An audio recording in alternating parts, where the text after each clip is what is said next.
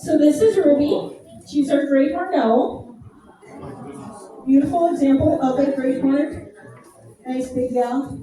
Big ear tufts, big yellow eyes, dark beak, nice white bib on the belly, around the throat, and those horizontal lines going across the belly.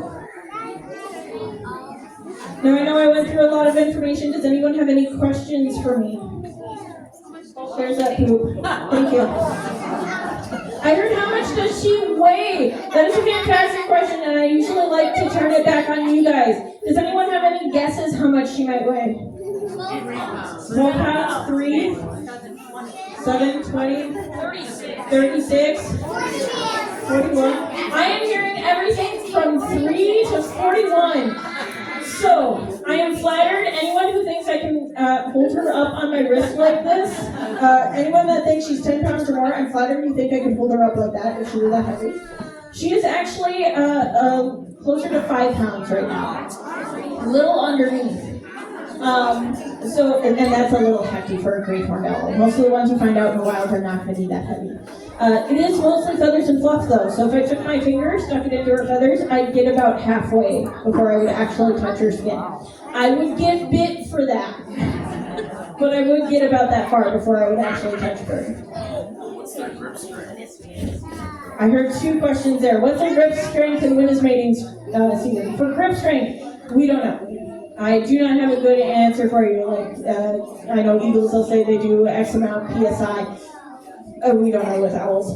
There is one study I know of where they had owls and compared them to hawks of the corresponding niche. So like a great horned owl compared to a red tail or a red-shouldered hawk.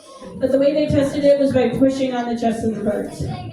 So I'm a little skeptical. Now, when it's mating season, mating is early for owls around here. Great horned owls like Ruby are going to typically have a nest site picked out by about December, January, and Why is she late by about February, and will be hatching out about March-ish. But it can be a little bit earlier than that. Alice, our retired great horned owl, is already sitting on an egg. So very, very early nesters. So we actually She's doing it again. It's a great way to help your owls to leave your dead tree standing because those form really nice nesting sites, especially for your cavity nesters like barred and eastern screech owls. And they need those nests, and they need them quite early. Now, if it's a tree that could fall on your house, cause property damage, certainly take it down. But the best time to do that is going to be late summer or even into the fall, when you don't have to worry about any downed or orphaned owls like you do if you take them down earlier. Where do they build their nests? I'm not going to bring JR up. No, there's too many people here. You have to remember JR is only about 5 inches long, so this would be really scary for them. They do not build their own nests. I think I heard somebody ask when they build their nests. They don't build their own nests. Most owls tend to take over abandoned nests from other things. So like a great horned owl like Ruby, that'd be a hawk, eagle, crow, something like that. Some nests like that. For cavity nesters, it's going to be a hole that's already in the side of a tree. So an eastern screech owl might use